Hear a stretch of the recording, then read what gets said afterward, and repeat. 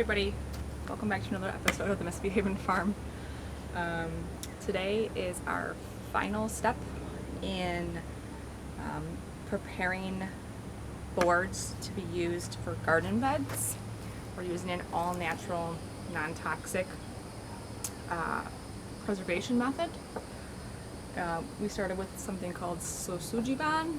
It's an old Japanese charring technique, and I've posted all of the previous videos on our channel, so check them out if you want to see the whole process from start to finish. Like I said, today is the final step. We are going to be adding the oil to the charred and prepared boards. We're using tung oil. I will link an affiliate link in the description. Finally got my affiliate stuff set up with Amazon. Gonna make it big. Anyway, I guess it's just like a way for us to get us people who promote or refer products to people. It gives us just a little tiny bit of a kickback for that, but it's at no additional charge for you. So if you feel inclined, please click on that link and purchase through there. It helps us make just a little bit of money, you know, helps compensate us for the time that we do spending making these videos. Anyway, that's all I have for my plug. But I use tung oil. It's 100% pure, natural. You don't want to get one with any solvents in it. You don't want to get with anything, any VOCs. So a lot of these are cut with like paint thinner or turpentine to thin it out and make it easier for application. Do not get that, okay? That defeats the whole purpose of a non-toxic, all-natural bed. So this is the 100% pure tung oil. It's a plant-based oil. And all we're going to do is just rub it onto the boards now. It will absorb into the boards and give it just that final step in waterproofing and natural preservation.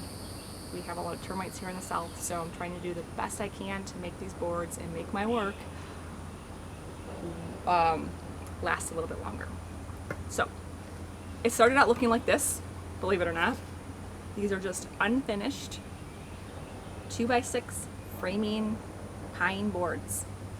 And we charred them, brushed them down, got to this step, okay? Now we're gonna, like I said, brush on the tung oil. So, just wanted to show you guys, this is what it will look like in the end. And it has a really pretty finish to it, and it is waterproof. So I'll come up there with a hose here. I just wanted to show you real quick when we get done with this, what it's gonna look like. So here's the board.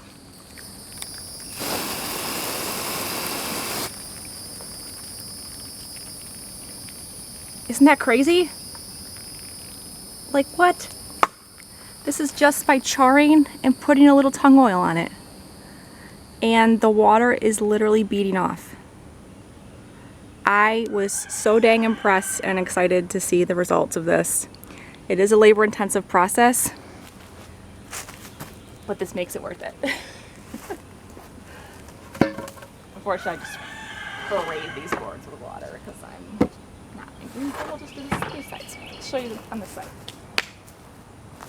Obviously, you want to have the boards dry before you get started here. Sorry, you're going to hear my rooster in the background. And get yourself whatever disposable container that you can pour a little bit of the oil into. I got an old rag here that I can just use to work it into the boards. And you probably want to wear gloves just because it is oily and messy, and I mean, you don't have to, but just wash your hands with soap and water. This one I've been reusing and reusing. I don't like wasting plastic gloves, so if I can reuse it, I will. Anyway, of course my rooster is going to have just a heyday now that we're on video, right? Okay, so let's go ahead and pour a little bit of the tung oil into a container. And you can use a rag, a sponge, just an old chip brush. I found this actually works pretty good just to get a pretty decent little coating on there. Kind of just dab it around the board. Dab it all over the board just to kind of get it sort of dispersed. It's very thick. It's like glue almost. It's one of the cons of not using any type of solvents to thin it down, but it is what it is, and I'm willing to work at it a little bit if I can avoid using solvents. So then I just use my rag and spread it over. You'll have some boards where you need to go like with the grain because it'll start to splinter if you go against the grain, and I've learned that that's kind of a nightmare. So you'll find out pretty quickly what the direction of the grain is because it'll start picking up the little fibers from your cloth or splintering. So you just find the direction that the wood wants to go and you just work it in. It's really not hard. It's just a little bit time intensive, and it goes on very easy. It's not rocket science. You guys don't need to be watching me do this for 2 hours. But yeah, this is all you do. You just go along and kind of brush on a little bit here and there. And I'll use my rag and go back and really work in any spots that might have been oiled a little bit too lightly. And that's the whole process. You just keep doing this. Make sure you get, I make sure that I get the top and bottom edges really well because that's where they're going to stack on the garden bed, and I can't go back later and like reapply that. Like I really could reapply to the outside of the bed after the dirt's in it, but the inside and the tops where it touches the adjacent boards, there's no going back and re-oiling that unless you want to take apart your whole bed. So I put a little bit of extra care in just to making sure that these were extra oiled and had a really good coating of oil and coverage. And the instructions say to go back and wipe off any excess oil, but to be honest, I didn't. I just let these things soak for like a day, and you can tell with the board I showed you, it's not oily, it's not greasy, it absorbed nicely into the board, and it's waterproof. It's crazy. No chemicals, no paints.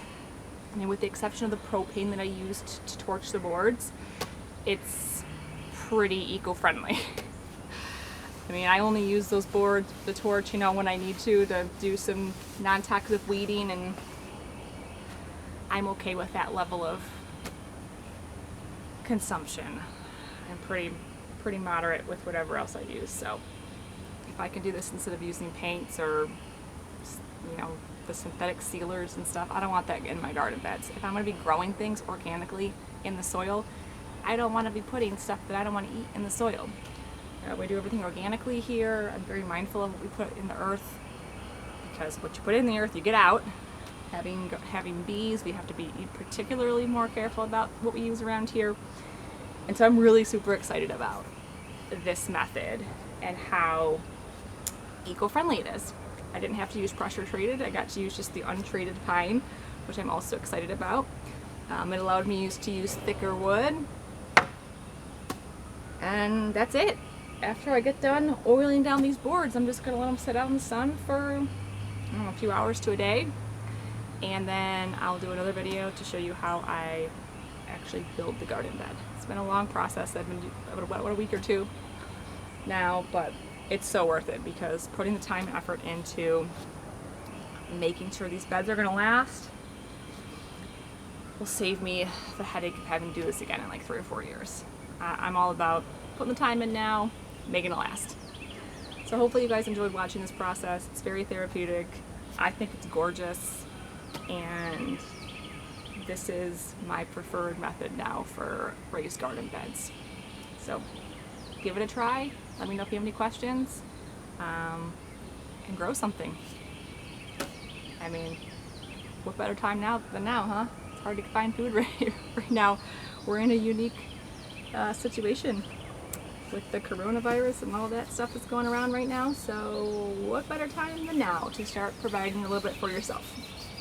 And it's really therapeutic to get out there in the garden. So I'm going to keep oiling. I'm going to keep doing these boards. And then stay tuned because I will be showing you the rest of the process. Bye guys.